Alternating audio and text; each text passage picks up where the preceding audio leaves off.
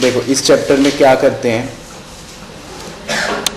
इसमें सबसे पहले मैं आपको ये बताऊंगा कि जो हम एरर्स करते हैं, एरर्स मतलब गलतियां करते हैं अकाउंटिंग करते समय बहुत सारी, उन्हें रेक्टिफाई करना होता है। रेक्टिफाई करने का मतलब होता है उसको सही करना।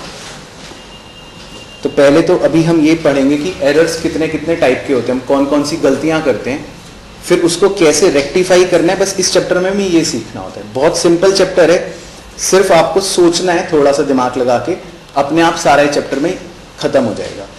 बाकी ये एक चीज इसमें इंपॉर्टेंट बता देता हूं, ये चैप्टर आपको तब अच्छे से समझ आएगा जब आपको जर्नल वाला चैप्टर थोड़ा सा अच्छे से क्लियर होगा। जिसका जर्नल वाले में वीकनेसेस चल रही हैं उसको यहाँ पे ऑटोमेटिक दिक्कत आएगी, क्योंकि इसमें हमें ना जर्नल एंट्री ही करनी होती है। इस चैप्टर में ये पूरा चैप्टर जो है ये जर्नल एंट्रीज पर आधारित है, इसमें हमें जर्नल एंट्री ही करनी होती है। तो अगर हमारा वो पुराना जर्नल थोड़ा वीक चलेगा तो यहाँ पे दिक्कत आ जाएगी, ठीक है। बट मैं कोशिश करूंगा वो भी कवर हो जाए और नया भी कवर हो जाए, ठीक है। तो आप सबसे पहले आप लोग लिखना types of errors, types of errors. इसमें लिखना number 1 principle error, principle error.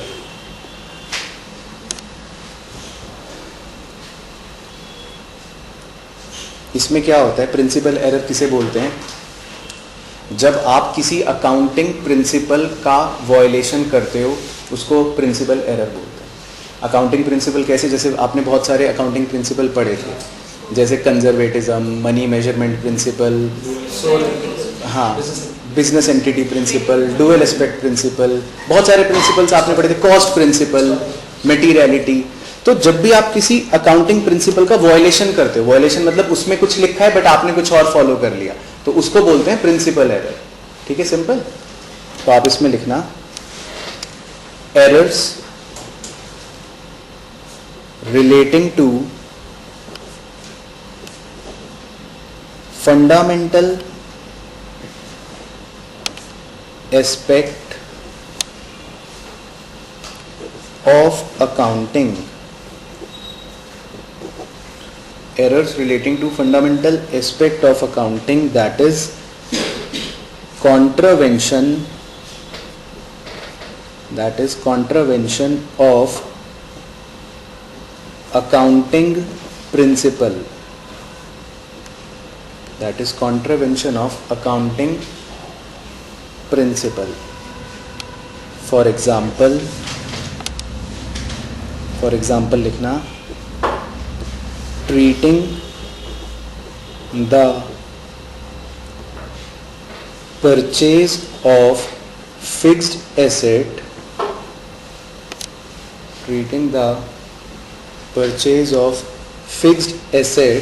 as revenue expenditure, treating the purchase of fixed asset as revenue expenditure। इसका मतलब है कि आपने कोई फिक्स्ड एसेट खरीदा, तो वैसे तो आप सारे बच्चे भूल चुके होंगे पुरानी बातें, हाँ सर, हाँ बिल्कुल सही। जब आप कोई फिक्स्ड एसेट खरीदते हो तो वैसे वो एक कैपिटल एक्सपेंडिचर होता है, लेकिन आपने क्या गलती करी, आपने उसको रेवेन्यू एक्सपेंडिचर समझ लिया, तो ये एक प्रिंसिपल एरर है। इसका मतलब आपको अकाउंटिंग प्रिंसिपल का ही ज्ञान नहीं है, इसका मतलब आपको यही नहीं पता कि कैपिटल एक्सपेंडिचर क्या होता है, रेवेन्यू एक्सपेंडिचर क्या होता है। तो अगर हम कोई ऐसी गलती करते हैं तो इसको बोलते हैं प्रिंसिपल एरर, ठीक है। एक और एग्जांपल लिखना, दूसरा installation charges comma wages etcetera at the time of purchase of machinery is debited to their respective account is debited to their respective account. ये लाइन अभी थोड़ी देर में समझाता हूँ, पहले आप इस लाइन से जुड़ा हुआ एक और चीज सुनना ध्यान से. आपने डेप्रिसिएशन चैप्टर में ये सीखा था, सपोज आपने एक मशीनरी खरीदी 1,00,000 रुपए की और उसको इंस्टॉल करने के लिए 10,000 रुपए एक्सपेंसेस करे, या फिर उसको इंस्टॉल करने के लिए आपने कोई वेजेस करे 5,000 के. तो आपको ये सिखाया गया था कि भाई मशीन की कॉस्ट कितनी है इसका मतलब, या फिर आप मशीन M1 की वैल्यू कितने रुपए लोगे, 1,15,000 लोगे. हमने ये सीख रखा है ना इसका मतलब. लेकिन हम यहाँ पे क्या गलती कर देते हैं, हमने इंस्टॉलेशन चार्जेस या वेजेस जो करे मशीन खरीदने के टाइम पर उसको डेबिट कर रहे हैं उन्हीं के रिस्पेक्टिव अकाउंट में. मतलब हम इसको मशीन का पार्ट नहीं मान रहे, हम इसको इंस्टॉलेशन एक्सपेंस अलग मान रहे हैं, या हम इसको वेजेस को मशीन का पार्ट नहीं मान रहे, इसको हम अलग वेजेस अकाउंट मान रहे हैं. तो जब हम कोई ऐसी गलती करते हैं तो वो भी एरर ऑफ प्रिंसिपल होता है. इसका मतलब हमें अकाउंटिंग करनी ही नहीं आती, हमें यही नहीं पता कि मशीन खरीदने के टाइम पर ये एक्सपेंसेस भी मशीन का ही पार्ट होते हैं. तो अगर हम कोई ऐसी गलती करेंगे तो ये भी प्रिंसिपल एरर होता है. ठीक है, समझ गए प्रिंसिपल एरर क्या होता है? जब आप कोई अकाउंटिंग प्रिंसिपल का वायलेशन करते हो तो उसको प्रिंसिपल एरर बोलते हैं. पहला प्रिंसिपल क्लियर हो गया. चलो सेकंड, दूसरे तरह की गलती कौन सी होती है, लिखो error of omission. Error of omission.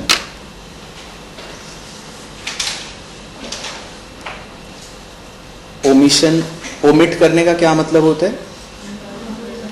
भूल जाना या छोड़ देना किसी चीज को, उसको बोलते हैं ओमिट कर देना. तो जैसे सपोज एक ट्रांजैक्शन हुई, मान लो हमने गुड्स खरीदे 10,000 रुपये के और आपने इसको रिकॉर्ड करना ही आप भूल गए, आपने जर्नल एंट्री ही नहीं करी. जैसे आप एग्जाम में भी करते हो ना, कभी कभी हो जाता है एग्जाम में, आप कहते हो सर 5 पॉइंट्स आए थे, फिर आप कहते हो सर गलती से मैं ना 5वां करना ही भूल गया. तो इसको एरर ऑफ ओमिशन बोलते हैं. तो ऐसा कोई भी कर सकता है. तो जब आप किसी एंट्री को रिकॉर्ड ही करना भूल जाते हो तो उसको बोलते हैं एरर ऑफ ओमिशन. सिंपल. तो आप इसमें लिखना a point, complete omission. Complete omission, इसको अंडरलाइन करके लिखना. A transaction is not recorded in subsidiary book at all. A transaction is not recorded in subsidiary book at all. Sir subsidiary book ये क्या लिख दिया आपने? सब्सिडरी बुक का दूसरा नाम होता है जर्नल. तो अगर मैं ऐसे लिखता कि एक ट्रांजैक्शन को आपने जर्नल में रिकॉर्ड ही नहीं करा, तो ये भी वही बात है कि इसका मतलब आपने सब्सिडरी बुक में रिकॉर्ड नहीं करा. तो इसको बोलते हैं कंप्लीट ओमिशन. इसी के नीचे लिखना बी, पार्शियल ओमिशन.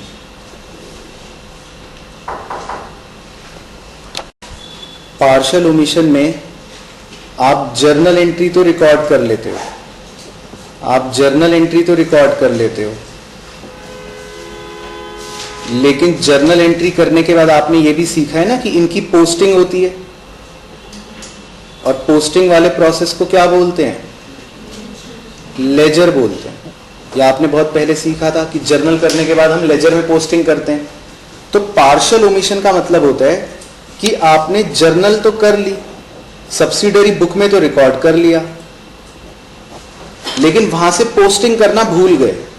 ये भी तो आप करते हो ना एग्जाम में गलतियां, सर हमने बहुत सारी जर्नल करी थी, एक ही हम पोस्टिंग ही करना भूल गए. तो उसको बोलते हैं पार्शियल ओमिशन. ठीक है, बात समझ आ गई? पार्शियल ओमिशन किसे बोलते हैं? जब आप रिकॉर्ड तो कर लेते हो लेकिन उसकी पोस्टिंग करना भूल जाते हो तो उसको बोलते हैं पार्शियल ओमिशन। तो आप पार्शियल ओमिशन के नीचे लिखना a transaction is recorded in subsidiary book but not posted to correct ledger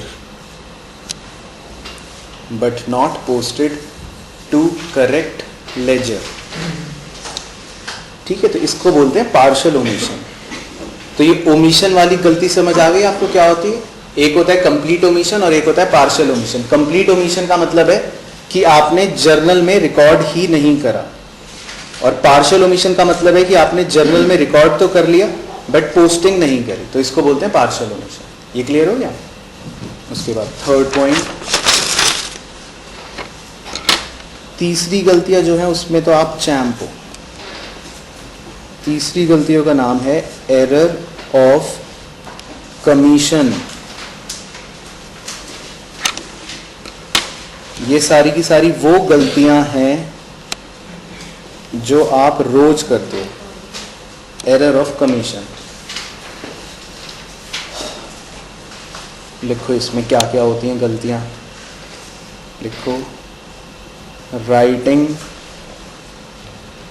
wrong amount in journal। Sir गलती से हमने 500 लिख लिया, क्वेश्चन में तो 5000 था, तो ये आपकी गलती है। और क्या गलतियां करते हो आप? Wrong totalling. सर टोटल हमारा गलत आया, आपकी टोटलिंग में भी गलतियां होती हैं। वैसे टोटलिंग करने को ना एक टर्म दी गई है अकाउंट्स में, टोटलिंग करने को बोला जाता है, आप ब्रैकेट में लिखना कास्टिंग। हाँ कास्टिंग, तो इसको बोलते हैं रॉन्ग टोटलिंग या कास्टिंग। आप गलत टोटल करते हो। हाँ सर, और क्या गलत करते हो आप? Wrong posting. ये तो अगर अभी 10 बच्चों से करवाऊं तो 8 उसमें गलत ही करेंगे। आप गलत इधर उधर पोस्ट कर देते हो, डेबिट में करना होता है तो क्रेडिट में करते हो, क्रेडिट में करना होता है तो डेबिट में करते हो। सर और क्या गलतियां करते हैं हम? Posting on wrong site. कभी किसी के अकाउंट में पोस्ट कर देते हो गलती से, या कभी किसी और के अकाउंट में पोस्ट कर देते हो। तरह तरह की गलतियां। और क्या गलती करते हो आप? Wrong balancing.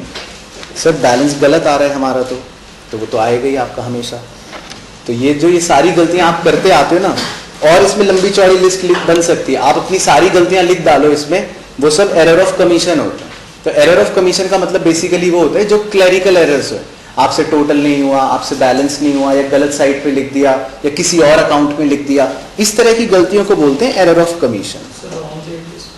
रॉन्ग, हाँ रॉन्ग डेट पे पोस्ट करना वो भी एरर ऑफ कमीशन है, वो भी एरर ऑफ कमीशन है। मतलब इसमें तरह तरह की आप लिस्ट बना सकते हो, जो भी आप बच्चे गलतियां करते हो उसको एरर ऑफ कमीशन बोलते हैं।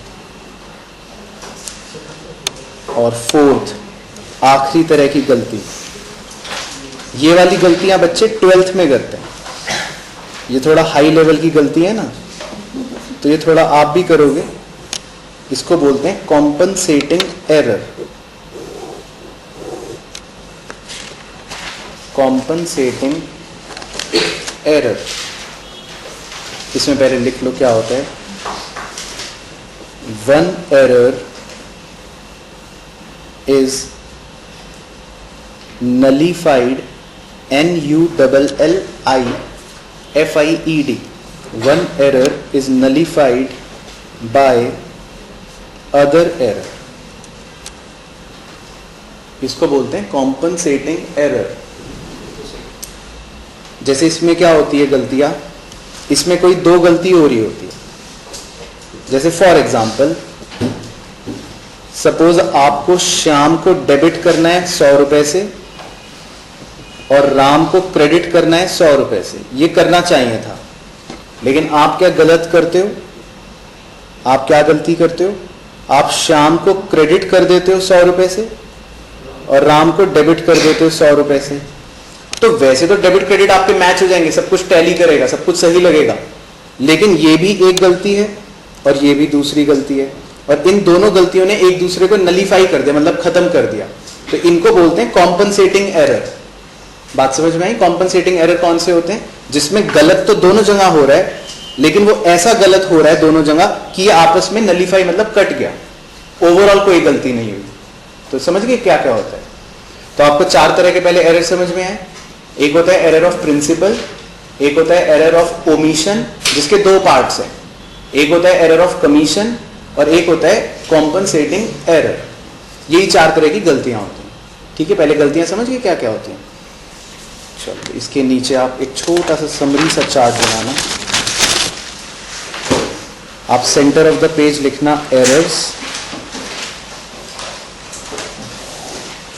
इसमें एक समरी वाला चार्ट बनाते हैं, फिर उसमें कुछ और भी लिखवाऊंगा। इसमें 4 बाइफरकेशन करके पहले में लिखना एरर ऑफ प्रिंसिपल, दूसरे में लिखना एरर ऑफ ओमिशन,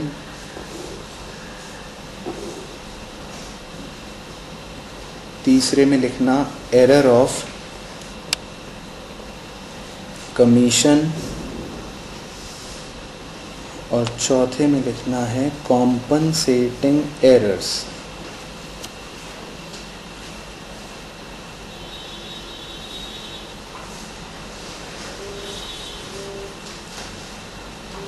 ठीक है जी। चलो अब आपसे पूछता हूं, आप मुझे बताओगे, फिर हम आगे बढ़ेंगे। एरर ऑफ प्रिंसिपल का मतलब बताओ कोई बच्चा, क्या होता है? जब आप क्या गलती करते हैं? अकाउंटिंग प्रिंसिपल का वायलेशन। उसके बाद एरर ऑफ ओमिशन कौन सा होता है? जब आप कुछ रिकॉर्ड करना भूल जाते हैं, स्किप कर देते हैं। अच्छा, इसमें 2 पार्ट्स क्या क्या आते हैं? एक तो कंप्लीट ओमिशन, और कंप्लीट ओमिशन का मतलब क्या होता है? आपने ट्रांजैक्शन क्या नहीं करा? नहीं, प्रॉपरली बोलो, रिकॉर्ड नहीं करा सब्सिडरी बुक में, उसको बोलते हैं कंप्लीट ओमिशन। और पार्शियल ओमिशन किसको बोलते हैं? सब्सिडरी बुक में रिकॉर्ड तो कर लिया लेकिन पोस्ट नहीं करा लेजर में, उसको बोलते हैं पार्शियल ओमिशन। उसके बाद एरर ऑफ कमीशन कौन कौन से होते हैं? मतलब बस आप सीधे ये बोल दो सर जो हम गलतियां करते हैं, तो मैं समझ जाऊंगा। जितनी भी गलतियां आप लोग करते हैं वो सब एरर ऑफ कमीशन होती हैं। जब आपसे टोटल नहीं होता, बैलेंस नहीं होता, इधर रॉन्ग साइड पर लिख देते हो, तो वो सारी गलतियां होती हैं एरर ऑफ कमीशन। और कॉम्पनसेटिंग एरर कौन से होते हैं? जिसमें 2 एरर्स होते हैं और एक एरर दूसरे एरर को नलीफाई कर देते हैं। इतना समझ गए? चलो, इसके नीचे आप लिखो ट्रायल बैलेंस, इसके नीचे भी लिखो ट्रायल बैलेंस, इसके नीचे भी लिखो ट्रायल बैलेंस, इसके नीचे भी लिखो ट्रायल बैलेंस, और उसके नीचे भी लिखो ट्रायल बैलेंस।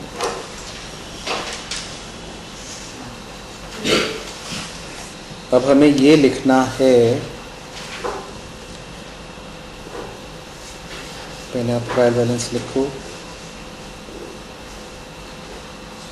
कुछ गलतियां इसमें ऐसी वाली होती हैं जिन्हें करने के बावजूद भी ट्रायल बैलेंस आपका टैली कर जाएगा।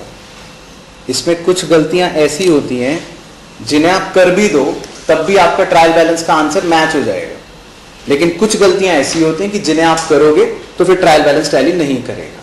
ठीक है, तो हमें ये अब लिखना है कि कौन सी ऐसी गलतियां हैं जिसमें ट्रायल बैलेंस गलती करके भी टैली कर जाता है और किस में टैली नहीं करता है।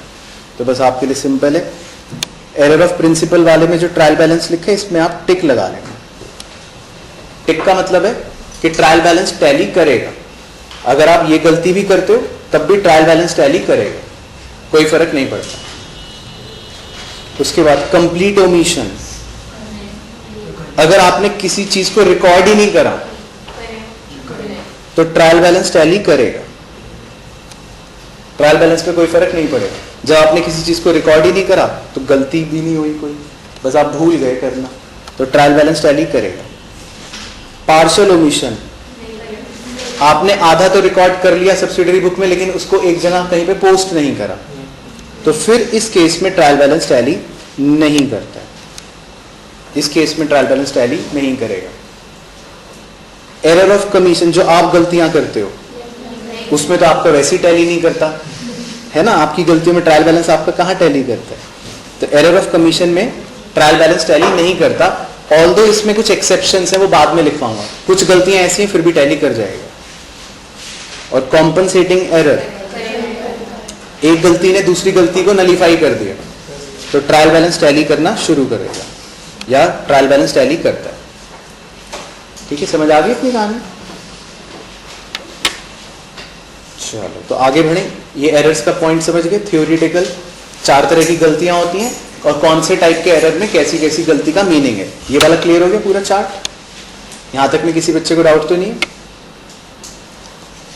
चलो फिर आगे बढ़ते हैं। अब आप लिखो हेडिंग डाल के इसके बाद rectification of errors before preparation of trial balance. ठीक है, ये हेडिंग है rectification of errors before preparation of trial balance, और इसके ब्रैकेट में लिखना नीचे नो सस्पेंस अकाउंट। ठीक है, अभी बस लिख लो ये क्या होता है, अभी बाद में समझेंगे। बाकी हेडिंग पर ध्यान लगाते हैं हम कि हेडिंग क्या है। हेडिंग में लिखा है रेक्टिफिकेशन ऑफ एरर्स, आप अब अपनी गलतियां सुधारोगे, रेक्टिफाई मतलब करेक्ट करोगे, before preparation of trial balance. अभी ट्रायल बैलेंस बनाने से भी पहले आप अपनी गलतियों को रेक्टिफाई करोगे। ठीक है, तो मैं वो आपको सिखाऊंगा, तो आप उसमें लिखो एग्जाम्पल, लिखो रेक्टिफाई द फॉलोइंग एरर्स। तो कुछ कुछ गलतियां सीखते हैं कैसे सही करते हैं। तो अब यहां से आपका प्रैक्टिकल चैप्टर शुरू हो रहा है। ठीक है, तो अब ध्यान से सुनना। पहले का तो थ्योरी वाला था, वो सिर्फ थ्योरी में आएगा, अभी प्रैक्टिकल सीखना है, तो अभी ध्यान से सुनना। लिखो number 1, purchase book is undercast bye ₹200। Purchase book is undercast bye ₹200। देखो ध्यान से देखना, इस लाइन का क्या मतलब है, क्या गलती हो रही है, मैं आपको पूरा अच्छे से समझाता हूं। जैसे आपने परचेज बुक बनानी सीखी थी, सब्सिडरी बुक्स बनाते थे, उसमें आपने परचेज बुक बनानी सीखी थी। उसमें आप ट्रांजैक्शनें लिखते थे, अमाउंट लिखते थे, अमाउंट लिखते थे, और लास्ट में जो टोटल होता था उसको मैं बोलता था कि टोटल नहीं लिखते, उसको आप परचेज अकाउंट डेबिट लिखा करते थे, अगर आपको याद है। तो जो परचेज बुक का टोटल होता है उसको आप परचेज अकाउंट डेबिट लिखा करते थे। ठीक है, अब मान लो मैं इसके बाद एक परचेज अकाउंट बना भी देता हूं आपके लिए। मान लो हम एक परचेज अकाउंट बनाते हैं, उसमें आप डेबिट साइड में लिखा करते थे, अगर आपको याद हो, टू सन्ड्रीज करके जो भी टोटल आता था वो लिख देते थे, या अलग अलग आदमियों के नाम भी लिखने होते थे तो वो भी लिख देते थे। तो हम इस तरह करते थे परचेज बुक में। अब वो ये कह रहे हैं गलती क्या हुई है, वो आप देखो। Purchase book is undercast. Undercast का मतलब होता है कम है, 200 रुपए से कम है।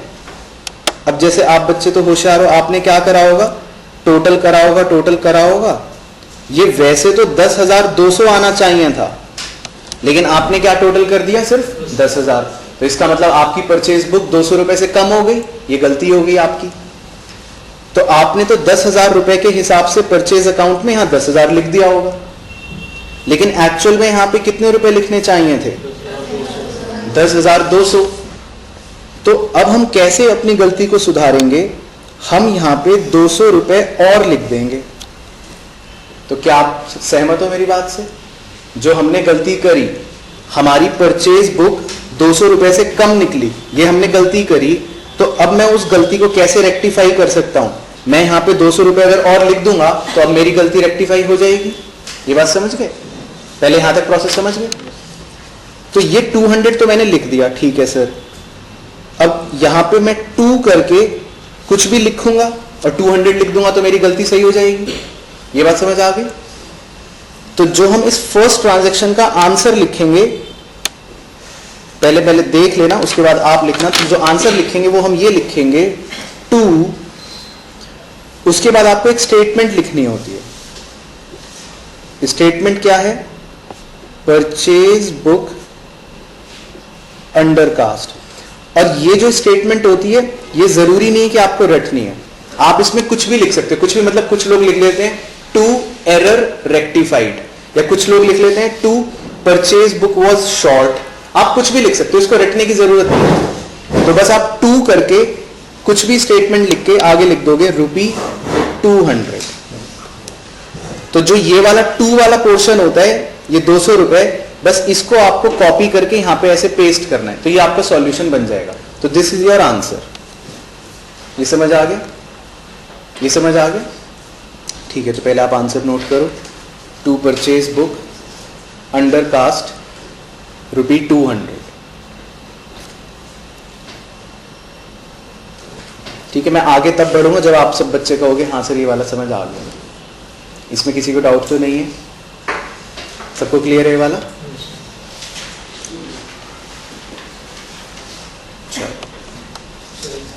हाँ हाँ, लिख लो लिख लो। बस आपको आंसर लिखना है। वैसे तो मैं ये तो डायग्राम सिर्फ मैं आपको समझाने के लिए बना रहा था, ठीक है ना? तो ये आपको वैसे नहीं भी बनाओगे तो चलेगा। सबको क्लियर? चलो जी, फिर सेकंड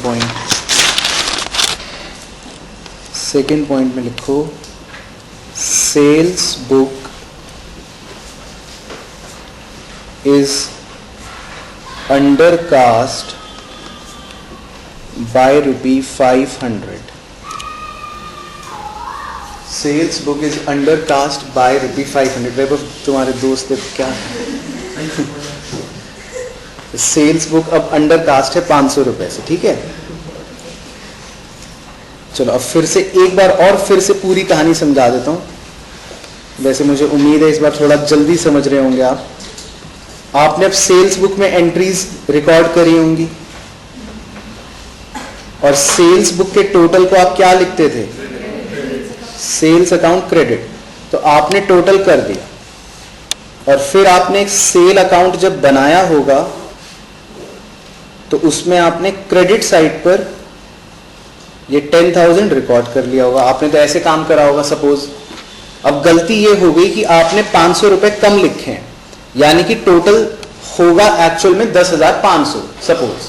तो इसका मतलब आपने सेल्स बुक आपकी 500 रुपए से कम है, इसका मतलब ये है।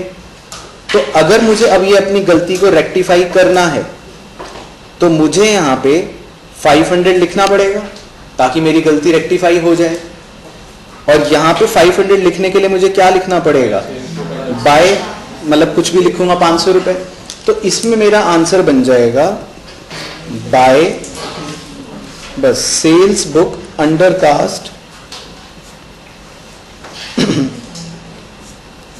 500। तो इसमें ये मेरा आंसर बन जाएगा। ठीक है, बात समझ आ गई आपको? सबको क्लियर हो गया कैसे हुआ?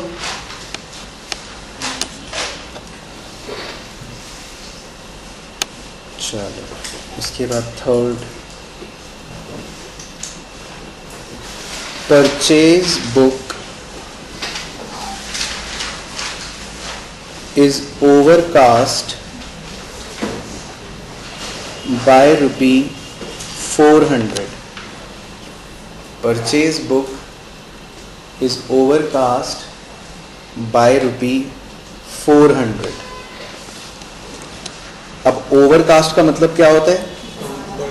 मतलब आपने ज्यादा लिख रखा है, ज्यादा कर रखा होगा आपने।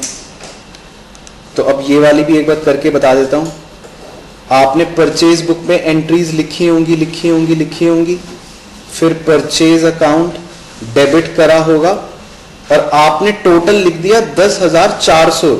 सपोज आपने 400 रुपए एक्स्ट्रा लिख दिए, तो इसका मतलब अब आपने जब परचेज अकाउंट बनाया होगा तो आपने तो डेबिट साइड पर 10,400 रुपए लिख दिए होंगे।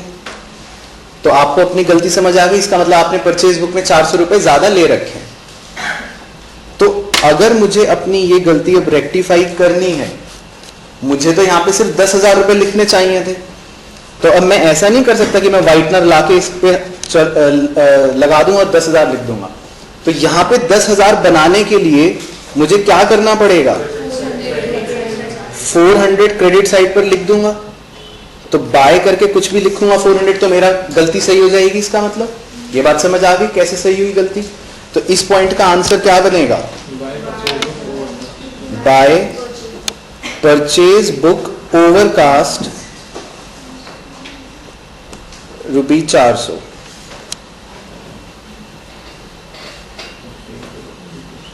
By purchase book overcast ₹400। ये पहले 3 समझ आए? इसमें किसी को डाउट तो नहीं? पहले दिन, अगले दिन मैं फिर आपको दूंगा करने के लिए सेम पैटर्न के, तो अब कर लोगे। ओवरकास्ट और अंडरकास्ट समझ गए क्या होते हैं? चलो फिर आप करो। लिखो, फोर्थ में लिखो, return outwards book is undercast by ₹100।